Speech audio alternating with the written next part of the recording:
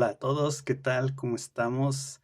Aquí otra vez para platicar un poco de manera improvisada y ver hacia dónde nos llevan estos temas.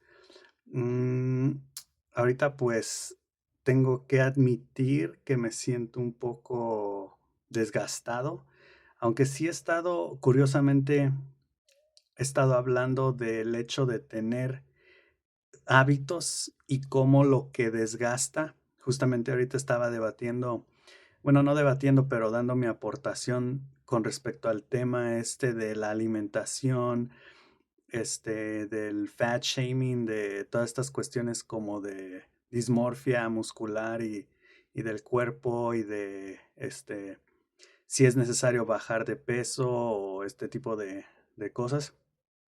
Y yo dije, lo que realmente a mí, me hace más sentido es tener un hábito, constante, es decir, tener incluso rachas o etapas de diferentes hábitos. Por ejemplo, siempre como a tal hora todo el semestre, o unos 6 meses, o todo un año. Tal vez luego cambie mi rutina, pero la rutina tiene que ser constante, y yo siento que eso es justamente lo que nos da, de alguna forma, sanidad, salud, también nos aporta, se puede decir, hasta cierto punto, pues, bienestar.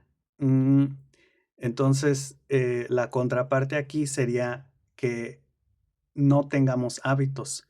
Incluso ahí tengo, por ejemplo, preparado ahorita en caso de que haya una respuesta, preparé la respuesta de decir, me atrevo incluso a decir que no hay malos hábitos. Obviamente sí hay malos hábitos, hay hábitos que incluso te pueden llevar, pues a enfermarte o a morir, ¿no? Pero esto es simplemente como para hacer la distinción entre un hábito y hacer las cosas irregularmente, esporádicamente, de repente que sí desayuné, que no desayuné, que sí comí, que no comí, que comí esto, que comí lo otro, que dormí esta hora, que ya no dormí, o sea, y de hecho dicen que esos son malos hábitos, pero más bien yo diría, ese no es un hábito, porque si tú te duermes, o por ejemplo, luego que dicen, bueno, es que ahí hay que distinguir bien, ¿no? Porque un mal hábito, por ejemplo, puede ser que te tienes que levantar temprano en la mañana, a las 7 de la mañana, y te duermes a las 3 de la mañana, ¿no? Entonces tú dices, yo me duermo a las 2, 3 de la mañana, ese es mi hábito, y es un mal hábito porque estoy durmiendo pocas horas.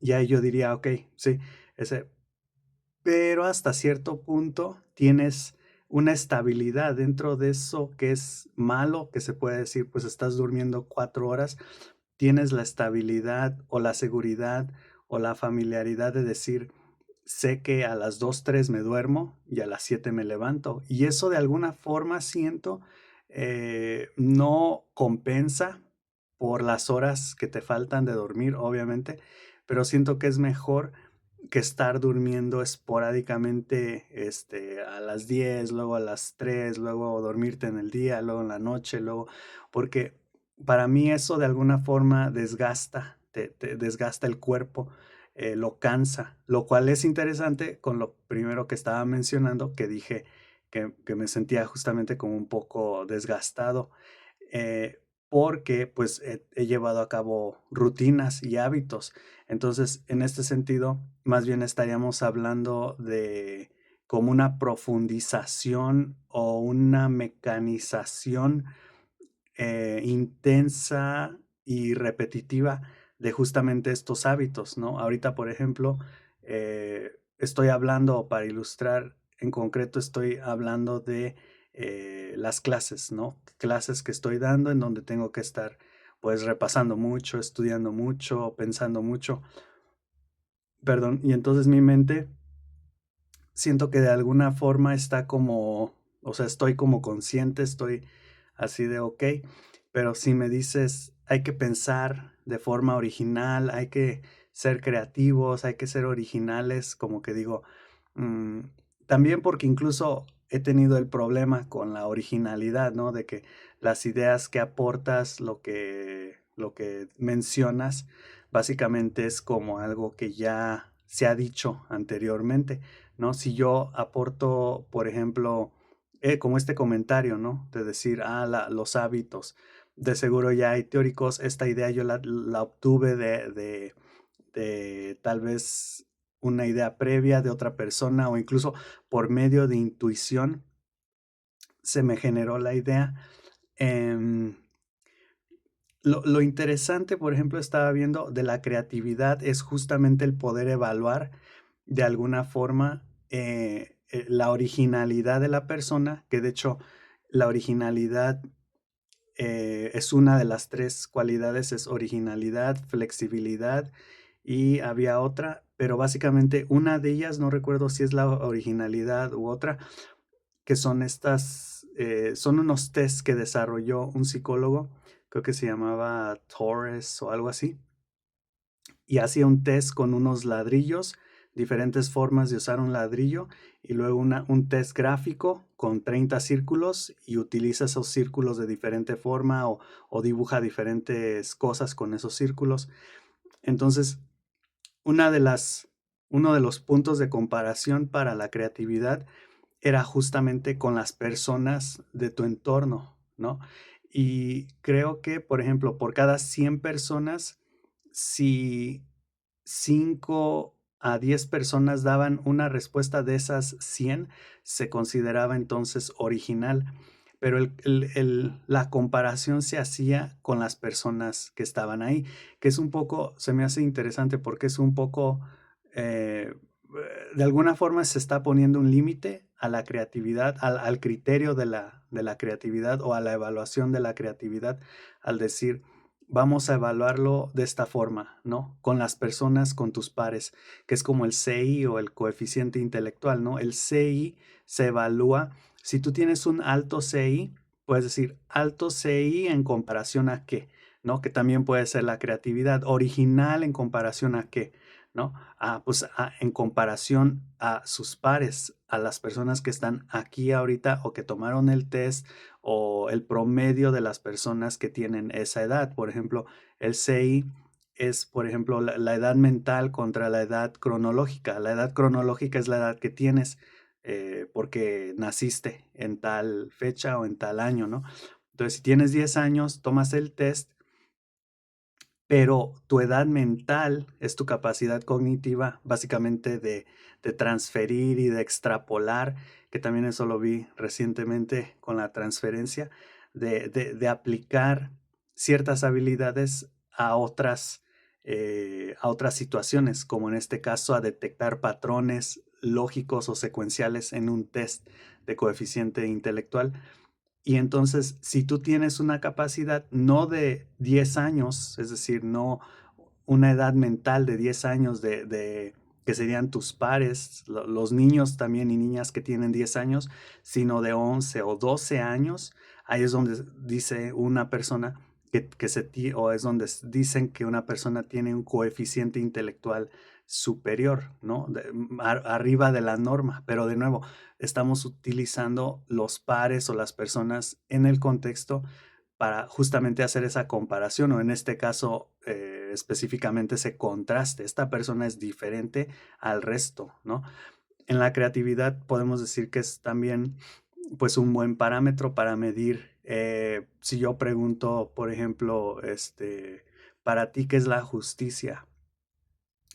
Y tengo ahí, por ejemplo, 100 personas y 90 me dan la respuesta de que la justicia es, por ejemplo, vamos a decir que el trato igual para todas las personas o para los involucrados en una actividad, ¿no? Para todas las partes, ¿no? El trato igual, el respeto y los derechos aplicados, ¿no?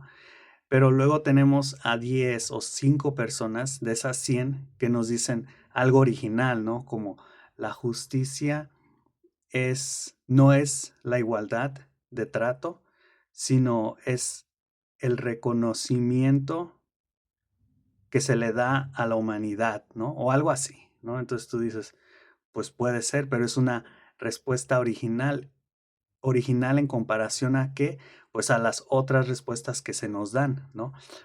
Que en este caso, eso también fue algo que yo les comenté, que hablé de la originalidad, la unicidad y la creatividad. Y comenté, de hecho, siento que ahorita he estado participando más como en este grupo y siento que eso es algo que a mí me...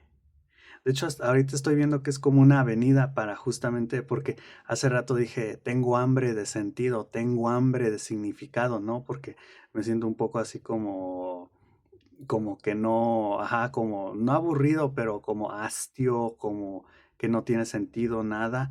Y entonces, al participar justamente en estas cuestiones, como que te vas dando cuenta de ciertas cosas o vas inventando, si quieren, también ciertas cosas.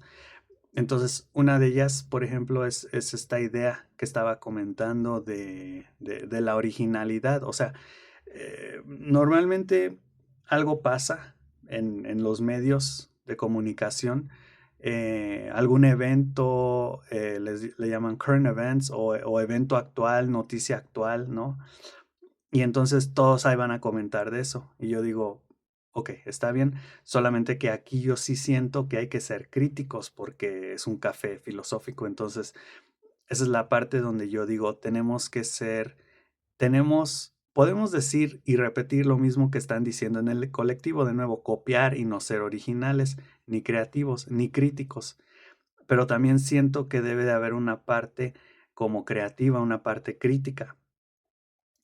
Eh, Y si no se puede hacer, porque son temas a veces que uno dice, pues es que a mí realmente no me importa esa noticia que está pasando o así, ¿no? Porque a fin de cuentas también les comenté, es lo opuesto del pensamiento crítico, porque es contenido preprogramado que ya se te viene o ya viene, se te da básicamente y tú trabajas con eso que ya está prefabricado, o sea, no es una idea original que tú estás teniendo, ni poniendo a prueba, ni corres el riesgo de que se te critique por estar hablando de algo que todos no están mencionando en el momento. Entonces sí siento que tiene que ver más con ser original, ser tú e incluso aportar o comentar cosas que tú estás viendo en el momento, ¿no? Una de ellas, por ejemplo, ahorita algo que, bueno, estaba escuchando a Peterson en la mañana y comentaba esta llamada a la aventura, ¿no? Habla mucho de esto y lo asocia con la religión, está bien. Em, lo que yo pensé es que comentaba acerca de algunos proyectos, trabajos que las personas, perdón, pueden llegar a tener y dije, sí, está bien, es interesante. Y luego dije, ¿qué trabajos, por ejemplo, yo tengo? Y dije, pues tengo un libro que hice llamado Aplicación Práctica. Tengo también el análisis del interés, que ese no se ha formalizado, pero es todo un estudio que inicié hace como 10 años y no lo he trabajado durante 10 años. Lo empecé hace 10 años y lo trabajé en un momento y ahora lo volví a retomar hace poco y ya le agregué como más elementos. Y tengo otro estudio también, que ese sí estoy como pensando en convertirlo en alguna especie de libro. Se llama, bueno, el nombre no está ahorita bien definido, pero el enfoque es resolución o solución de problemas, también un tema que me llama mucho la atención, aunque ahorita siento que ese tema no está muy bien, este, no tiene esta unicidad, justamente, no tiene creatividad, o sea, como que siento que estaría diciendo cosas que ya todos sabemos de la resolución o la solución de problemas, pero podemos decir que estos son como tres trabajos, ¿no? Que yo tengo. Aparte, uno busca también aportar nuevas ideas, nuevas cosas, pensar en nuevas cosas, ¿no?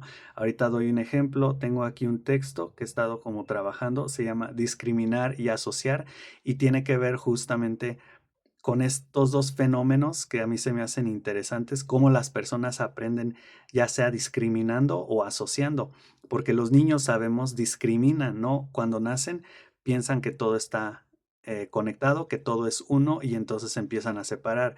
Soy yo, esa es mamá, esto es esto y entonces conforme discriminan, ¿no? Tú ves una mesa llena de cosas y luego dices, ah, mira, esta es una botella, este es un lápiz, ¿no? Entonces discriminando, separando vamos aprendiendo. pero también asociando. Uno de ellos, es decir, separando y uniendo. ¿Cómo? O sea, eso a mí me hace mucho ruido, porque digo, es lo opuesto, ¿no? Por así decirlo. Asociar, por ejemplo, hoy estábamos cerrando la clase de conductismo de la semana, porque la próxima semana ya son exámenes, y le estaba comentando a un alumno que, porque lo había leído, de acuerdo a Skinner, por ejemplo, el lenguaje o la conducta verbal también es asociativa. O sea, tú dices la palabra, y esto lo sabemos por la epistemología, la palabra mesa no es la mesa, no. La palabra mesa, si tú escribes M-E-S-A, mesa, se asocia y entonces lo asociamos con el objeto físico ahí que llamamos mesa, por así decirlo. Entonces, aprendemos que mesa es eso, ¿no?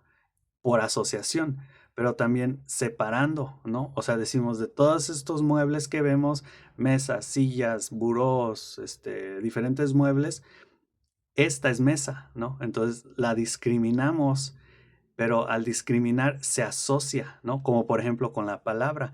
En el conductismo todo se aprende por asociación. Entonces, si tú dices, a ver, así un ejemplo original o más único del conductismo, creo que ha sido, a ver, déjenme ver.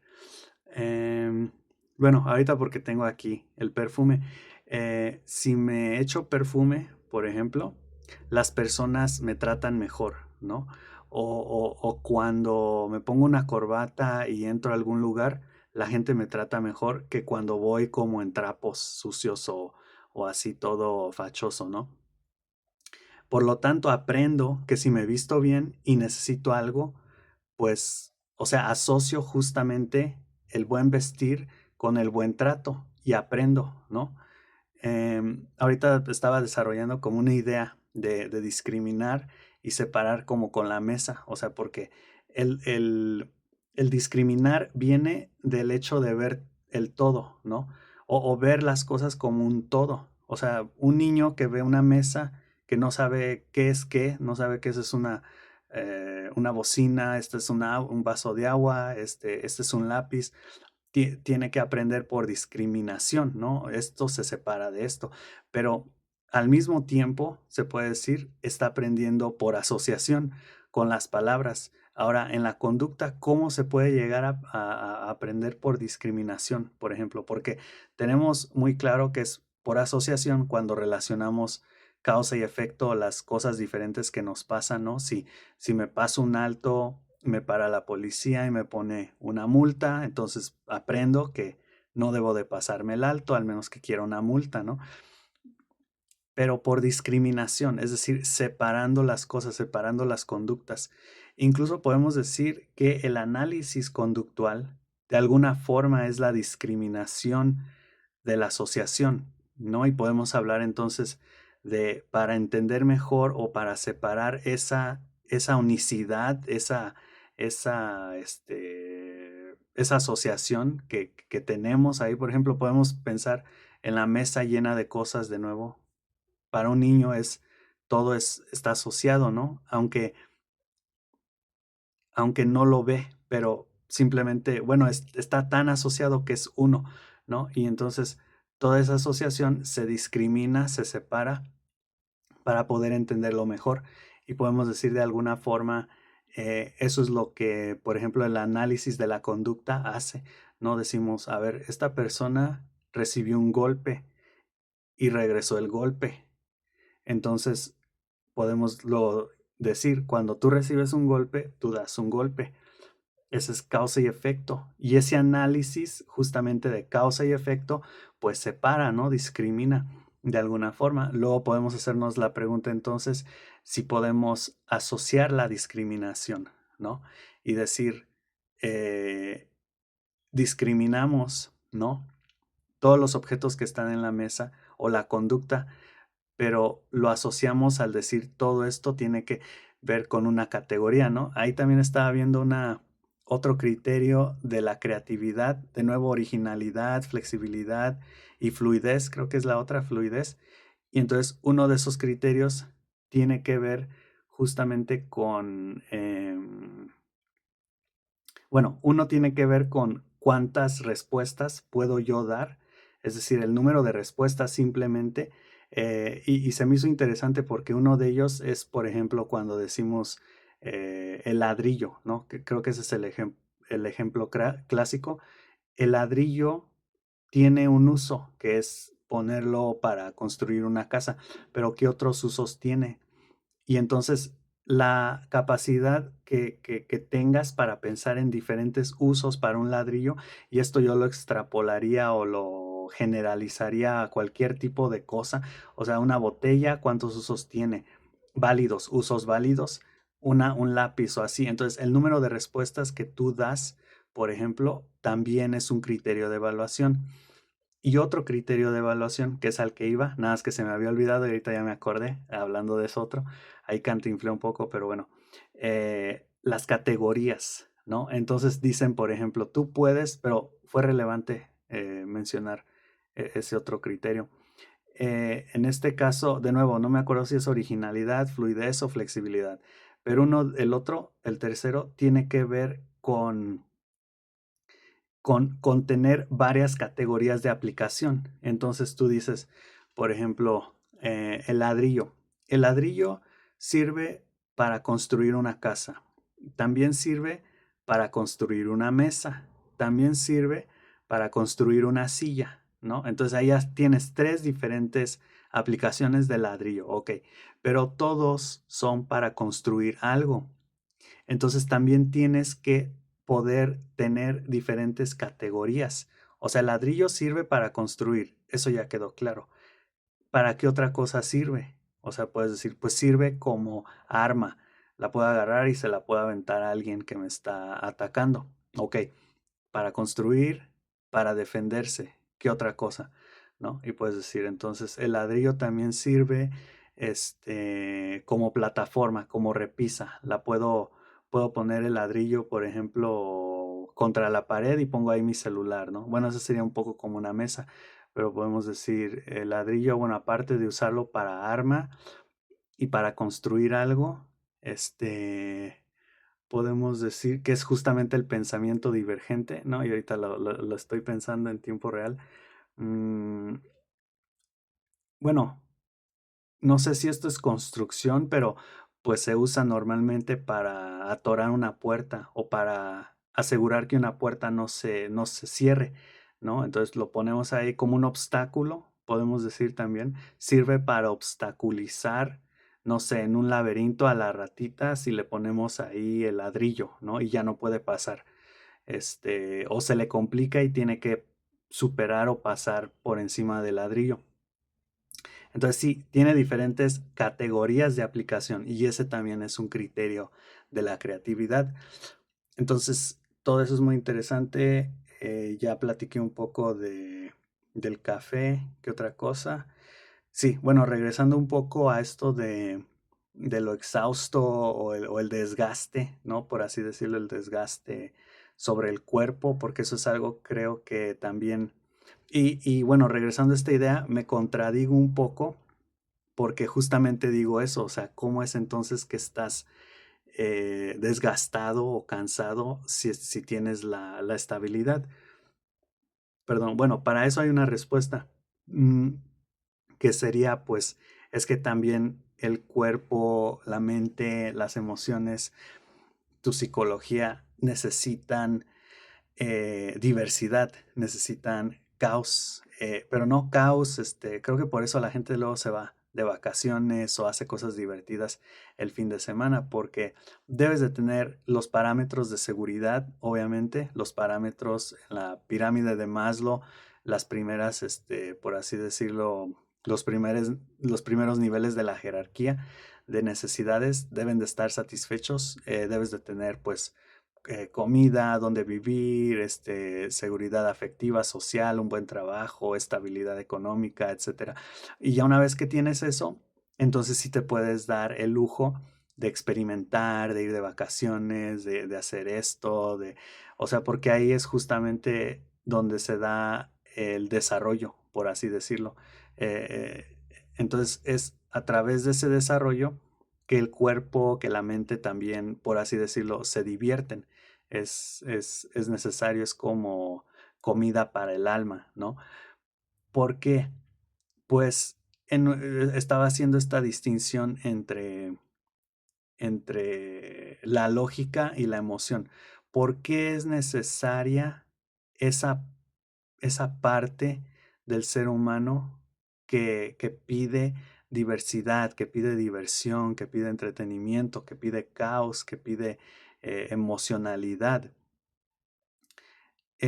Porque tenemos una cultura que es altamente lógica, que opera con el razonamiento al 100%, es decir, los trabajos, por ejemplo, sean mentales, sean laborales, requieren de que las personas razonen, ¿no? Desde planear cómo vas a llegar al trabajo, ¿no? Voy a tomar tal ruta, voy a tomar tal camión, le voy a pedir si esta persona me lleva al trabajo, a qué hora salgo, a qué hora entro, a qué hora voy a comer, qué voy a comer, cómo voy a hacer mi trabajo, cuál es la mejor forma de hacerlo, ya surgió un problema, cómo lo voy a resolver, ya vino mi jefe a hablar conmigo, ahora esto tengo que hacer.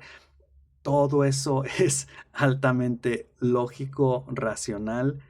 Yo siento que yo me considero una persona lógica, pero siento que muchas personas no son lógicas, siento que muchas personas son emocionales.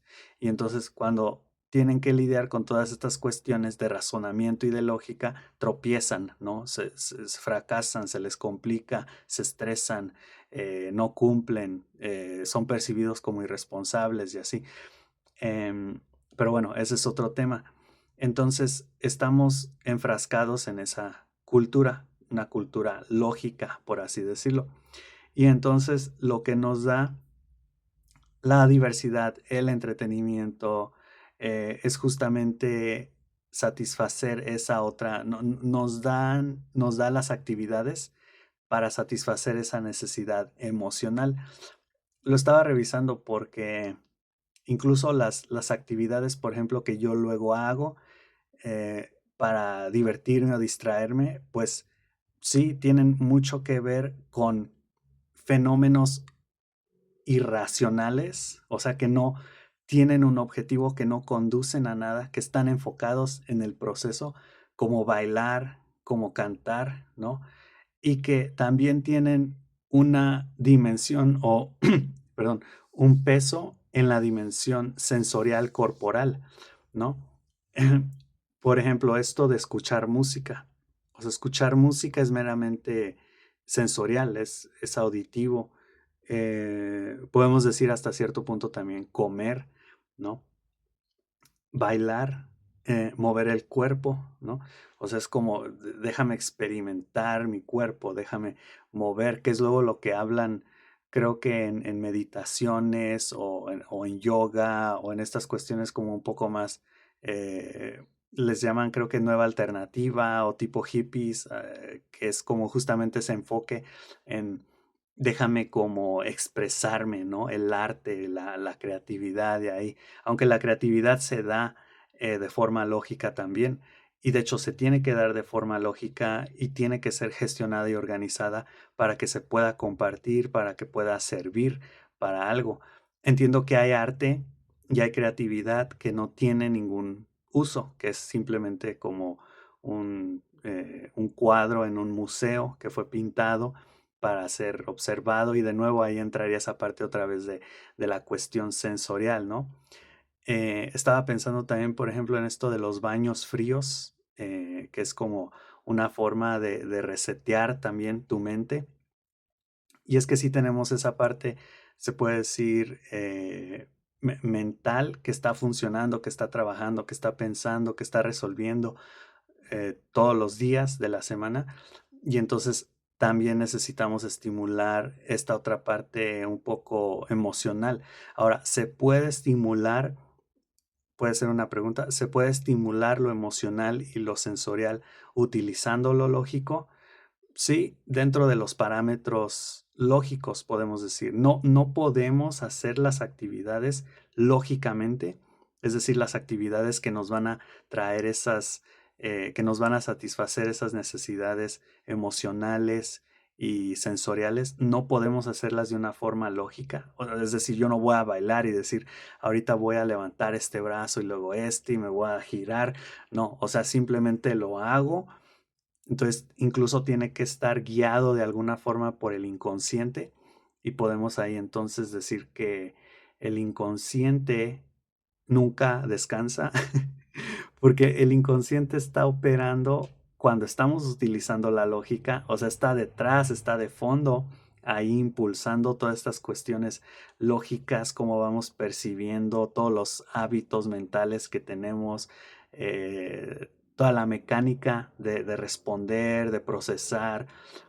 O sea, yo no digo, por ejemplo, si tú llega mi jefe y me dice un problema o hay un problema, hay que hacer esto, o cómo vamos a resolver este problema. Yo no digo, a ver, ahorita voy a recordar estas herramientas que aprendí, voy a decir estas palabras, pues no, o sea, simplemente lo empiezas a decir, entonces también estás operando de forma inconsciente, pero estás utilizando la lógica y tu conciencia para guiar, ¿no? Porque tal vez tu inconsciente te arroje como dos o tres cosas y tú tienes que elegir también. Entonces, esa discriminación de nuevo que tú haces en tiempo real, de decir, está esta opción y esta opción mentalmente, pero verbalmente a mi jefe le voy a decir la opción 2, ¿no? Porque rápidamente evalué que es mejor, ¿no? O me beneficia más a mí, o beneficia más, o las otras opciones no tienen fallas, o no sé, ¿no? Y ahí se usa la lógica. Eh, pero en cuestión, por ejemplo, ahorita regresamos a eso de la conciencia y la inconsciencia, porque es interesante. Voy a hacer una C para acordarme. Pero entonces, cuando hablamos, por ejemplo, de la emocionalidad y del aspecto corporal o sensorial, ahí no es necesaria la conciencia, ahí no estamos pensando.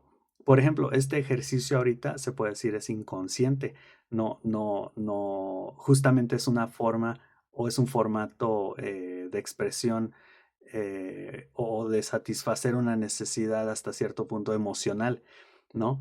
No hay una lógica, no hay un guión, no hay una lista de temas para abordar, es simplemente como una conversación con una persona, ¿no? Ah, y otra cosa también era la queja. De hecho iba a hablar de eso, iba a escribir acerca de eso, y ahorita me acordé, la queja siento que es necesaria. O sea, no todo el tiempo, pero siento que sí tiene un lugar muy importante en la vida de los humanos, en la vida, en la cotidianidad.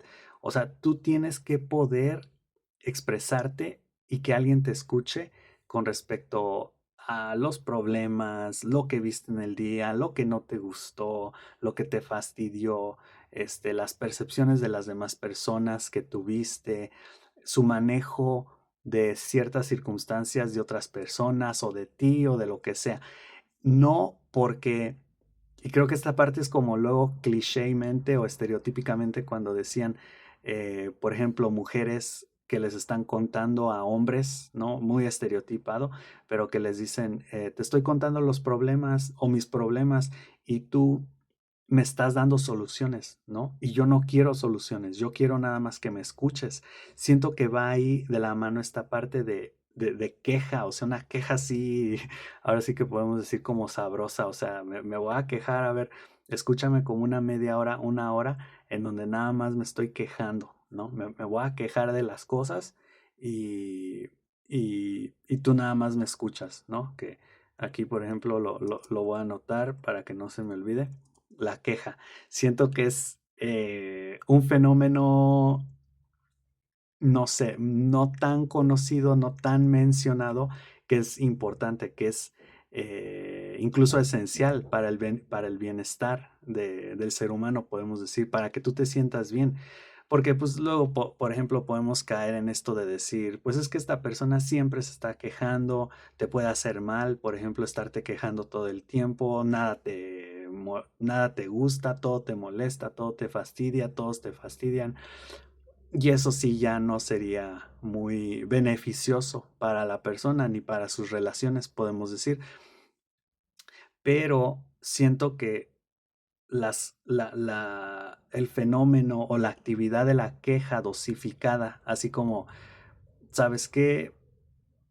2 3 veces a la semana. O creo que eso es lo que hacemos hasta cierto punto también las personas cuando tenemos estas experiencias emocionales, sensoriales, ¿no? Que decimos, vámonos de vacaciones o el fin de semana voy a salir con mis amigos a platicar, a tomar unas cervezas, lo que sea. ¿Y qué hacemos, no? O sea, nos quejamos, estamos ahí hablando del trabajo, de esto, de los problemas, o sea, no para que nos den una solución, sino simplemente esa como necesidad de expresar, ¿no? Que de nuevo es una necesidad un poco emocional, yo diría, incluso también sensorial, y no tiene un objetivo, no te voy a decir, me voy a quejar secuencialmente, lógicamente va a tener una estructura, no, o sea, simplemente empiezo a quejarme y tú me vas a decir algo y yo te voy a contar otra cosa y así, ¿no? Y va así el problema. No el problema, el fenómeno, perdón, o el proceso. Entonces siento que esa parte sí es necesaria, así de, ¿sabes qué? Déjame quejarme y nada más me escuchas.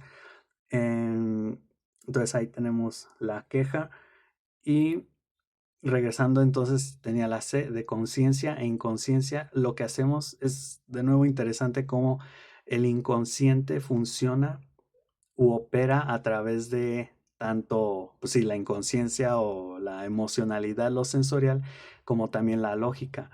Entonces, el inconsciente es como una super máquina, ¿no? Porque ahí está presente en todos los momentos, pero, y eso sería un poco psicoanalítico, de acuerdo a Freud, creo, diría, la lógica o esta parte consciente o esta parte del yo está mediando ese inconsciente, ese ello, creo que era el ello, lo está filtrando, ¿no? No está dejando que sea quien es realmente, porque no puede, porque es inmoral, ¿no?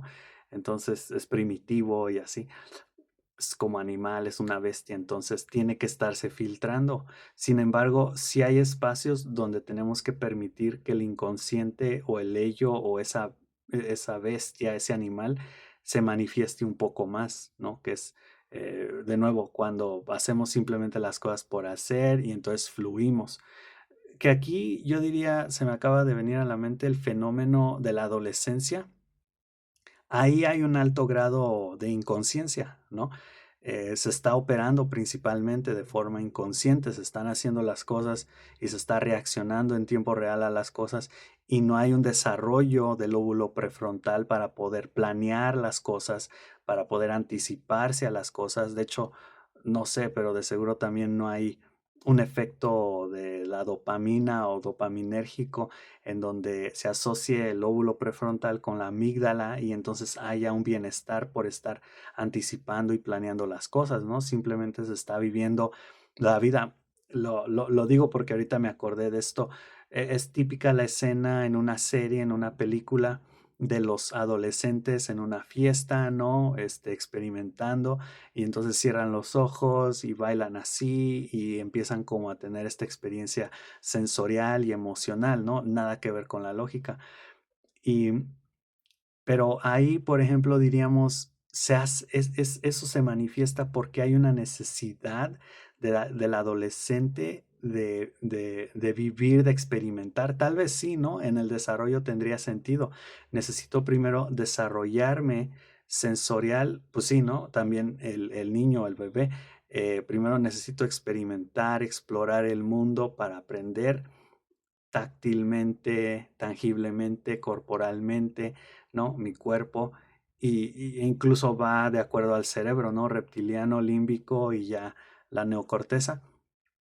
Y ya una vez que desarrollo mi cuerpo, entonces sí desarrollo mis emociones, lo sensorial, ¿no?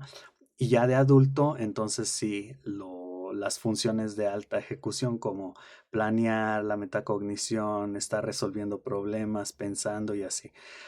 Entonces, aquí esto me lleva a la pregunta si realmente, si es parte de ese proceso evolutivo, como lo fue filogenéticamente, también ontológicamente del ser humano, pues empezar el desarrollo corporal luego el sensorial, así emocional, y ya finalmente el lógico, si es entonces divertido, ¿no? Porque entonces, ¿por qué, por ejemplo, el niño que explora se divierte, el adolescente que está también desarrollando sus capacidades o su campo de experiencia emocional también se divierte? Y entonces el adulto que está usando la lógica, que está usando la neocorteza, el lóbulo prefrontal, todas estas capacidades de alta ejecución, ¿por qué se estresa? ¿No? Porque pues es lo que sigue y también, por ejemplo, de acuerdo a mí es divertido usar la lógica, estar pensando, estar aprendiendo, o sea, es parte, pero yo siento que mucha gente dice, tal vez, yo no quiero entrar a esa tercera etapa o ese tercer nivel de estar usando la lógica, resolviendo problemas, viendo cómo le voy a hacer, viviendo de adulto, o sea, yo quiero quedarme en la etapa de emocionalidad, de estar viviendo la vida, sintiendo la vida, ¿no? Y entonces eso no sé si más bien es cultural, que se le pone un énfasis negativo y como se le puso un énfasis negativo, se le puede también poner un énfasis positivo a la lógica, a decir qué divertida es la matemática, qué divertida es la lógica, qué divertida es el orden, qué divertido es tener todo bien, para que todo limpio, tu casa limpia, para que ordenado, anticiparte a los problemas, para que cuando lleguen, o sea, tengas esa confianza de decir ya, esto lo había previsto, ya está la solución hecha, ya está dada, o sea, qué divertido también, ¿no? Sí sé que hay gente así, pero de nuevo la mayoría como que no. Y estaría interesante por qué o saber por qué existe esa diferencia. Porque podemos hablar entonces de personas, por ejemplo, que ahorita se me vino a la mente como el crucigrama, ¿no? O el sudoku en el periódico. O sea, personas que les gusta el reto, que les gusta estar así como pensando y justamente utilizar las herramientas evolutivas del ser humano del tercer nivel, que es eso, que es la lógica.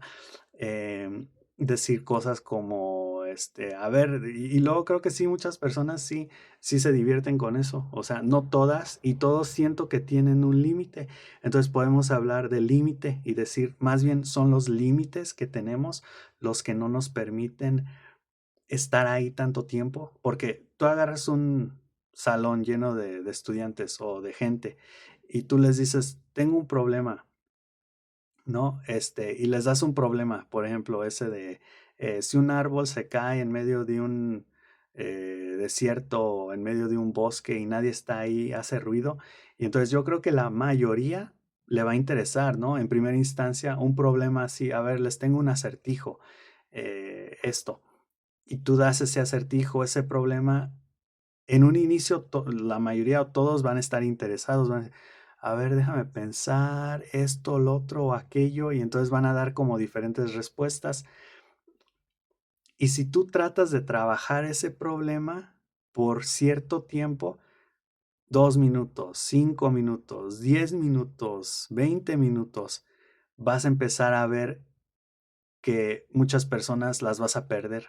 O sea, ay, yo ya no sé. ¿No? Y vas a tener otros tal vez que todavía continúen contigo, continúen en ese nivel lógico de estar pensando, de estar generando alternativas, pero la mayoría yo siento la vas a perder. O sea, porque tal vez todos operamos dentro de los tres niveles, ¿de acuerdo? Y esa es la diferencia, que tenemos ciertos, que tenemos diferentes límites para operar en esos niveles, ¿no? Entonces yo estoy operando en el nivel lógico, pero por ejemplo, yo soy una persona con un límite, o creo que límite no es la palabra correcta, con una tolerancia muy poca o muy leve de lo lógico. Entonces, por ejemplo, empiezo mi mañana, voy a trabajar y mi jefe me dice que hay un problema. Ok, lo tengo que resolver, lo resuelvo. Listo, no pasa nada. En el día hay otro problema, ok, ya me empiezo a estresar un poco, pero de nuevo, lo hago y lo resuelvo y listo, ¿no? Y ya en la tardecita hay otro problema y entonces ahí tal vez yo diga, ay, ya, O sea, yo ya, ese es mi límite lógico, ya no quiero saber de nada, me estoy estresando, ¿no? Y otras personas que tal vez hasta se aburran, ¿no? Que digan, nada más tuve 3 problemas hoy. O sea, estoy aburrido, quiero más problemas, ¿no? Porque tienen una tolerancia más elevada de lo lógico. Pongo otro ejemplo. Ahora en el segundo nivel, que es el límbico emocional, ¿no? Una persona tal vez que diga, a mí me encanta estar en la naturaleza, escuchando música, prendo incienso y toda la noche estoy bailando, como esto de la película Sirat, ¿no? Estoy bailando y disfrutando y me gusta experimentar y vivir mis necesidades emocionales, sensoriales, ¿no? Y ahí puedo estar todo el día, toda la noche, toda la semana, ¿no? Ok. Y luego tenemos otra persona que tal vez dice, me tengo que desestresar, y esta persona que se pasa ahí todos los días o toda la semana bailando y disfrutando de la naturaleza o lo que sea, de forma como muy emocional, muy sensorial, se lleva a esta otra persona que está estresada y dice, vas a bailar, vas a disfrutar de la naturaleza, vas a mover tu cuerpo, el inconsciente, irracionalidad, ok, de acuerdo. Y entonces esa persona se pasa una noche así y dice, sí, o sea, me gustó, muy bien, sí, sí, sí, sí, me siento revitalizado, reenergizante, con más energía, con más vitalidad, ok. Y esta persona le dice, pues otra vez, una segunda, o sea, te quedas, ¿no? Y ya la segunda noche la persona como que, otra vez lo mismo, o sea, de nuevo, ahí su tolerancia en lo emocional tal vez es más bajo, ¿no?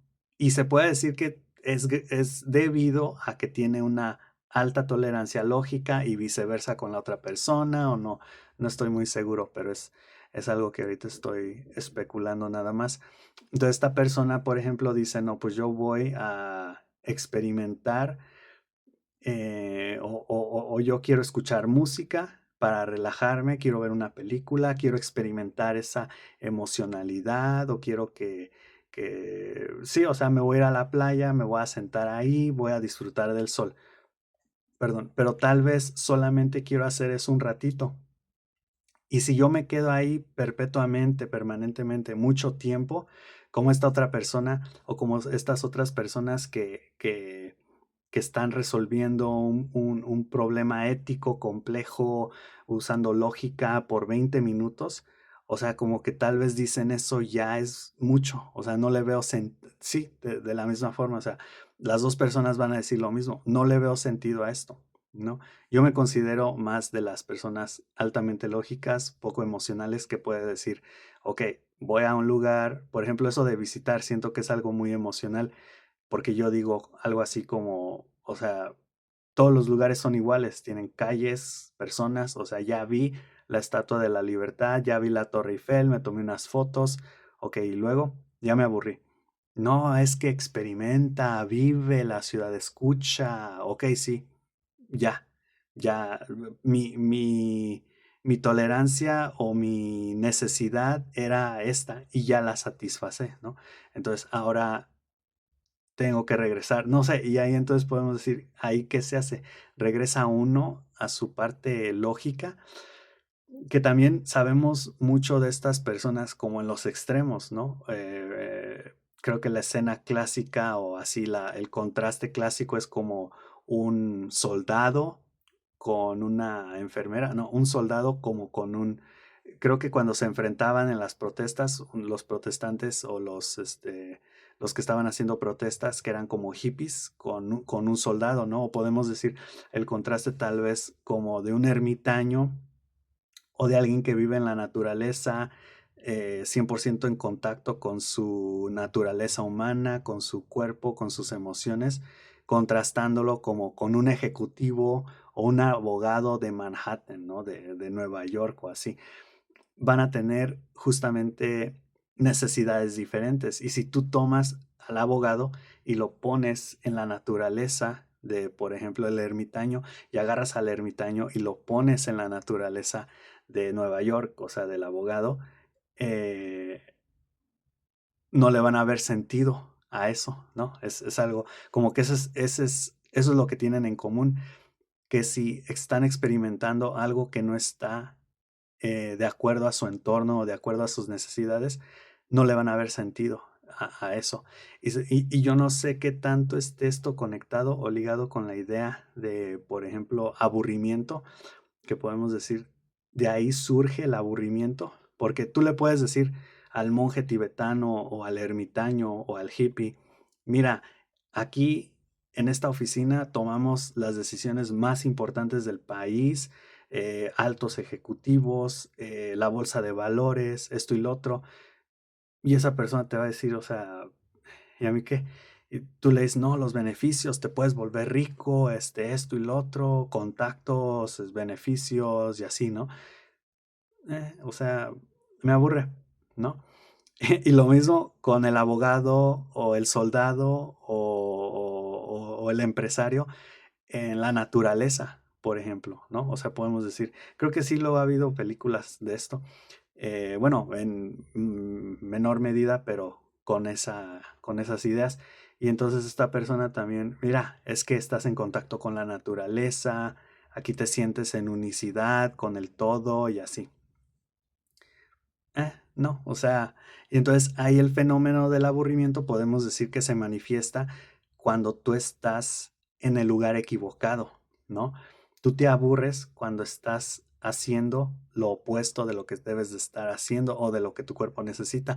Ahora, se puede extrapolar, no, no extrapolar, se puede, transponer, por ejemplo, o cambiar, invertir. Sí, por ejemplo, el abogado que trabaja en exceso y que entonces incluso llega, no sé, a aburrirse o a desgastarse, como en mi caso también, o el tibetano o el ermitaño o el hippie que está en la naturaleza y que llega a ese extremo de decir, ya, o sea, necesito como regresar a mi casa, necesito un poco de orden, necesito ver qué onda, ¿no? Con las noticias, con mi familia, no sé, o sea, con la tradición. Entonces, porque esto ya me aburrió, ¿no? O sea, entonces se hace un cambio, por así decirlo. Y sí, tal vez las personas van, por así decirlo, a lo contrario, un rato para llenar, para satisfacer justamente ese lado contrario y ya luego regresan a su, podemos decir, a su clima natural, a su ambiente natural. Eh, y eso solamente, de nuevo, con este contraste entre como lo lógico, ordenado, eh, y lo emocional, sensorial, ¿no? Por así decirlo. Em, pero sí, entonces, ¿qué otra cosa? Bueno, sí, platiqué de la queja, la discriminación y la asociación, fenómenos interesantes. Y mm, el inconsciente con la conciencia y cómo la conciencia va filtrando lo del inconsciente. Porque podemos decir ahí, por ejemplo, el abogado, el empresario, siempre está utilizando la lógica. Pues no, la lógica se puede decir incluso hasta cierto punto filtra el inconsciente, pero también gracias a la lógica es que aprendes lo que te gusta, ¿no? Porque imaginemos al abogado o al empresario o al ermitaño o al hippie o al budista, al monje budista, cuando inician, cuando empiezan estos viajes hacia los lugares a los que van a ir. Ahí tienen que usar la lógica, ¿no? Porque les están enseñando, por ejemplo, dicen, no, pues esta es la naturaleza, hay ciertas plantas que debes comer, otras que no, de esta forma puedes dormir, hay otras, ¿no? O sea, entonces tú vas viendo, incluso por muy desordenado que seas, mínimo se da cierto aprendizaje al momento de ver cómo funcionan las cosas. De nuevo, pienso en la película Sirat y cómo vivían en este como, se me olvidó cómo se llaman, pero motorhomes, o sea, es como un móvil o un automóvil, pero grandote y ahí hay camas y ahí duermen. incluso el comprar eso u obtener ese carro era como parte de, pues si queremos andar viviendo en el desierto y bailando todo el día, pues tenemos que tener esto, ¿no? Y para movernos, el agua y así. Y acá también, o sea, quieres empezar en cierto lugar, pues tienes que usar la lógica, la conciencia para ver cómo vas a aprender. Ya una vez instalado y ahí va esa relación con la estabilidad y la inconsciencia, puedes hacer las cosas de forma automática, ¿no? Déjenme usar este ejemplo también para la contraparte. La ley de los audaces, la serie de Ley de los Audaces con Harvey Specter, ¿no? Que es de abogados en Manhattan, aunque fue grabada en Canadá, creo. Y la película Sirat, donde son como tipo hippie, modernos perdón, y están así como yendo de una fiesta rave a otra. Es como arquetípicamente los ejemplos que estoy utilizando para demostrar estos dos lados. Eh, para aprender tuvieron que usar la lógica, pero ya una vez en sus entornos y conociendo y con la experiencia, pues operan con el inconsciente. O sea, de nuevo, ninguno de los dos está pensando cómo va a hacer las cosas, simplemente las está haciendo. Y eso, quieras o no, genera estabilidad, que luego la gente es cuando dice, es que es su identidad, y cuando tú les dices algo o los atacas con respecto a su estilo de vida o cómo están haciendo las cosas, estás atacando su identidad. Y yo digo, tal vez, pero a mí se me hace un poco incrédulo pensar en la identidad de esa forma, o no está bien explicado, porque no lo entiendo muy bien. Yo lo que más bien diría es que tienen ya en su inconsciente esas formas de ser, esas formas de operar, ¿no? Y entonces están tan mecanizadas que no tiene que ver con su identidad, sino tiene que ver más bien con su vida, con quienes son, ¿no? Bueno, eso sí sería la identidad, pero yo creo que va más allá de la identidad, o sea, ya están contextualizados debido al entorno, al pasado, a la experiencia que han tenido. Entonces tal vez si va por ahí la cuestión de identidad puede ser una de las cosas que se ataca cuando se menciona esto es que estás atacando su identidad, por ejemplo. Bueno, creo que eso es todo el contenido. Entonces sí, lo vamos a dejar por acá.